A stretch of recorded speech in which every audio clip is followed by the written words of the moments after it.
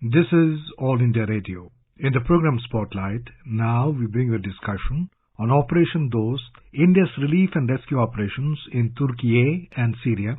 The participants are Anil Kumar Trigunayat, former diplomat, and Arjun J. Chaudhary, AIR correspondent.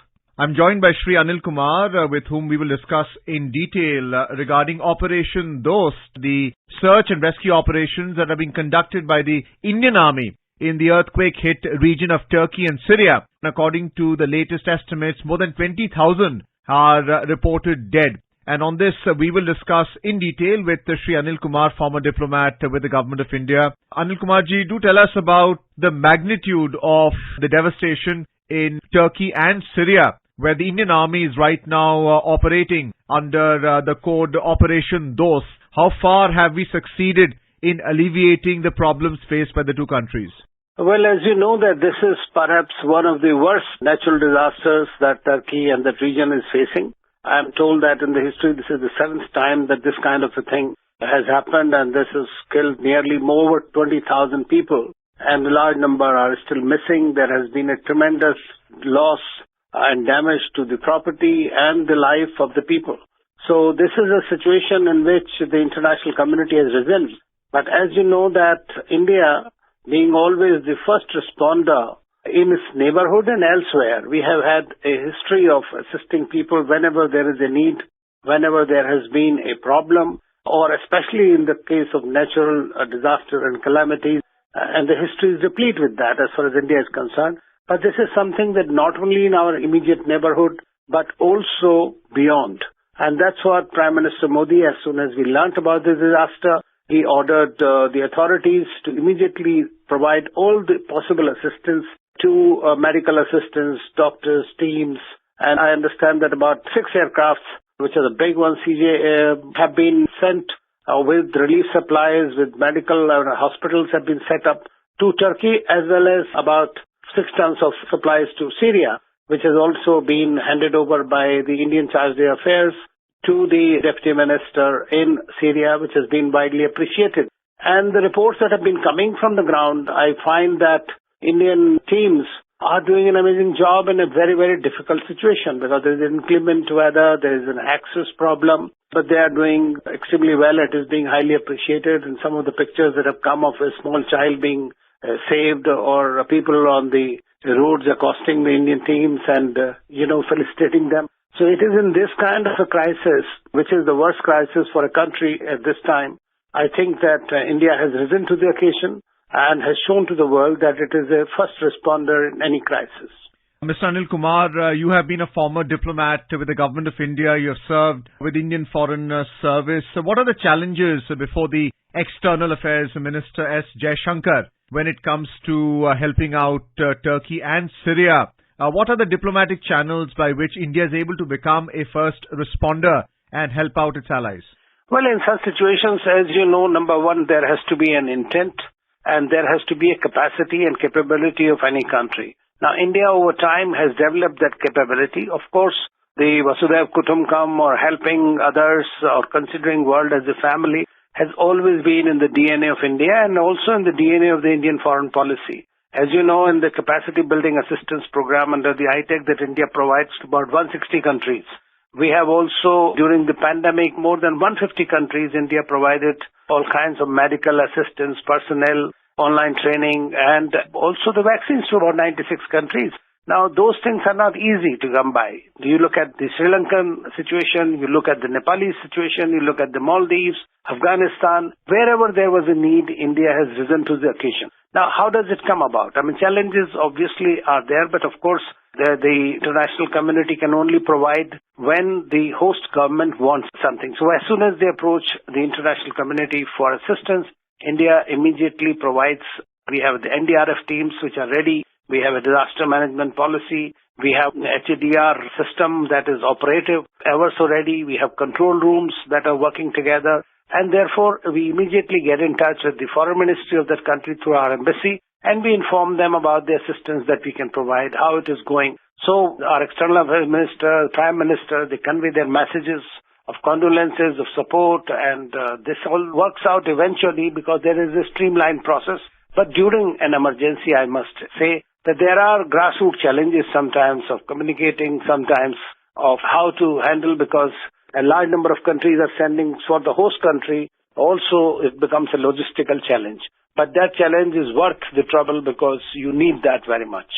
So, Turkey ambassador to India, Virat Sunil, has described this as a very important operation. How does the coordination take place between the External Affairs Ministry here and the ambassador in Turkey? How does that go about in terms of organizing the logistics and supply? You mentioned about 6 cargo planes filled with medical equipment and personnel, along with other relief packages moving from India all the way to Turkey and Syria.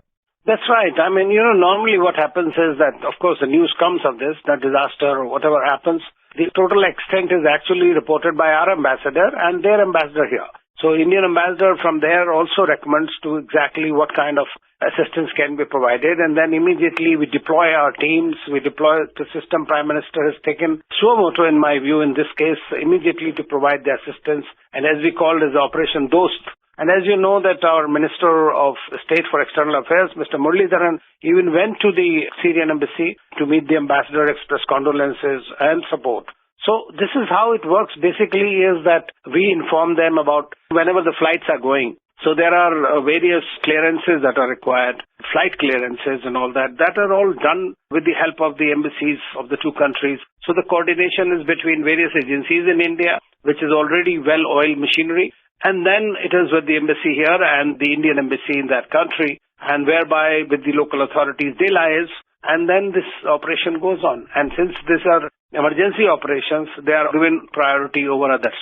Do tell us something about the NDRF, the National Disaster Response Force, and the Indian Army. How do they go about carrying out search and rescue operations? It's clearly very difficult, just looking at the images of collapsed infrastructure and dead or injured people. How do they actually go about the operations and come out of it successfully? Well, I'm not a military person, so I cannot tell you exactly how the operation is conducted physically. That only a military officer can brief you, or who has handled this. But what I can tell you is that, the Indian military forces and the NDRF teams, they are very committed to the cause. They understand the gravity of the situation. They understand how to, because they are dealing with it, they are prepared for it. This happens even in warlike situations. So they are continuously trained into dealing with these kind of situations where you have to extract your colleagues, and sometimes in the war zones and all. So they are very well aware of it. More importantly, there is this feeling of doing good for the others, trying to save their lives. And I think that drives them. Of course, they know how to deal with equipment, how to use a particular kind of equipment, whether it is through the sound or otherwise. These days, the equipments with regard to extraction of people who are stuck in the debris have improved a great deal, So it is quite easy to understand if somebody is alive or somewhere. So they try to take out the people from where those are a priority. And then, of course, it goes down how far there are, because it depends on situation to situation. In this one, this has been 7.8 on the Richter scale, the earthquake, which is really one of the strongest in recent times. And therefore, the damage has been tremendous. And the situation is complicated by the weather, which is very inclement right now. It's very cold in Turkey and also on the Syrian border. So it's a physical endurance, I think, and the commitment to the cause, which is more important than what it is. The Indian Army is always known for that. Mr. Kumar, there's another complication in terms of the civil war in Syria, which has displaced 4 million people. The damage from the earthquake is about 3,000 so far. How do you see the problem in Syria being resolved by the response team that's come from India? You see, India has supplied about 6 tons of supplies to Syria. But what is most important in this is that Syria has been in a civil war situation, as you mentioned, since 2011. And this has been a subject and butt of the geopolitics. It has been placed under several Western sanctions that has already caused a lot of problem in the country. But as far as India is concerned, India has not believed in these kind of unilateral sanctions. India has continued to support Syrians through and through. In fact, even until 2021, we were providing them all the assistance, creating centers of excellence, and providing them wheat and whatever they required in the process, without, of course, violating the UN sanctions. But I'm happy that now the United Nations has sent supplies, about 5 or 6, Big trucks have gone into Syria to provide assistance. So it is exactly the same kind of things that are required in Turkey are being required here, though within Syria, other side of Syria, the impact has not been that great. So I think that the assistance that has been provided by India is critical for Syria, especially as it is under tremendous financial and physical strain.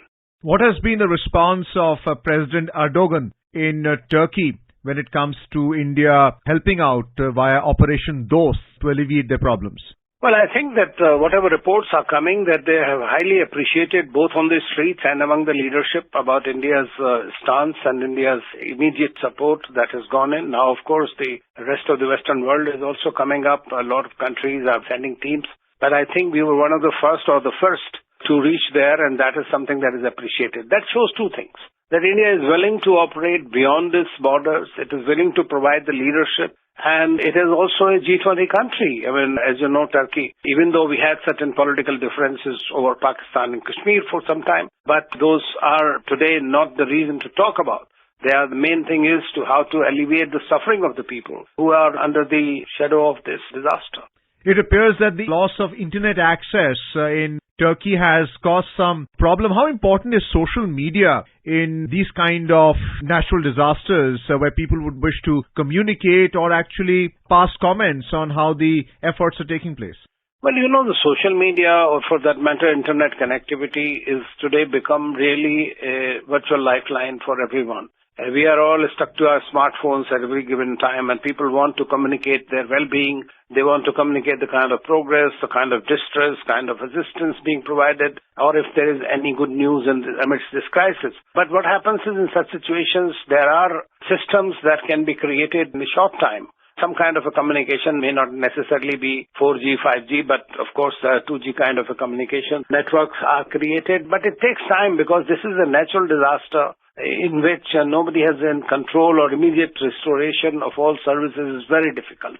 So I think that that is important. But then there are various other kind of communication networks on the microwave or others which are being dealt with by the teams that are there. Or there are still some satellite phones which are very expensive. So some kind of a communication is available, but the routine communication for citizens and full provision of it becomes very, very difficult in such a situation. Take some time. You mentioned about the search and rescue teams and how dog squads also accompanying personnel to both Turkey and Syria by the NDRF and the Indian Army. What about access to medical facilities? Is there a hospital makeshift being constructed that allows for the treatment of the injured and the administration of medicines and all the other facilities that go towards treating the injured? As you know that we have already sent 250 personnel, in these 5 or 6 aircrafts. Now we have already deployed these teams are working there, and there is I believe a 30-bed self-sustained field hospital has been created by the Indian Army, and in which advanced equipment, surgery, vehicles, ambulances. So this is a complete kind of a functional operation theater and the post-operative facilities, including X-rays, ventilators and everything. So this is the kind of field hospitals that are created, and this Indian team has already created and is treating people. Anil Kumarji, my final question is that, there's a current problem that both Turkey and Syria are facing, especially Turkey in terms of the number of killed and injured. How does a nation like that actually come out of it medium to long term? Because clearly the earthquake would have repercussions in the future as well. Well, for that matter, actually any natural disaster or calamity that happens to any country causes a very major problem. And I must say that it has psychological problems for the people who are bereaved, who have lost their loved ones. And so it is extremely difficult for them to get out of it in a short time. It takes time. It requires a lot of counseling and rehabilitating those people over time. But those who have lost their dear ones, for them it is a permanent loss. Many of them, it will take time for them to get employment, time to get their life back to normal. It takes years before people can really get out of these kind of traumas. Well, thank you so much, Anil Kumarji, for being with us on this program on All India Radio. Thank you so much. Discussion on Operation Dost, India's relief and rescue operations in Turkey and Syria. Thank you so much. You were listening to a discussion on Operation Dost, India's relief and rescue operations in Turkey and Syria. The participants were Anil Kumar Trigunayat, former diplomat, and Arjun J. Chaudhary, AIR correspondent. This program was produced and presented by the News Services Division of All India Radio.